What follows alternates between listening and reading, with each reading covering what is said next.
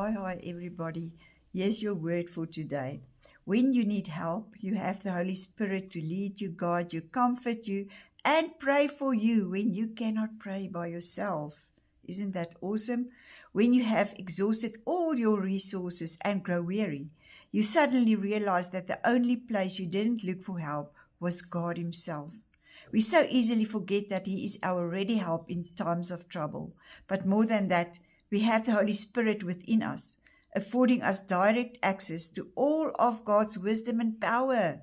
We often allow ourselves to be influenced in our decision making by our emotions and the opinions of others. But God has a plan that we are to follow so that we might experience His very best for our lives. Seek His will alone. Don't miss out on the blessings He has for you. Instead, rely on the Spirit in your faith walk at all times and in all your ways. Heavenly Father, thank you for never leaving me nor forsaking me, for having given me the Holy Spirit to live within me. Thank you, my Father. I praise your holy name. Thank you, my Father. Amen.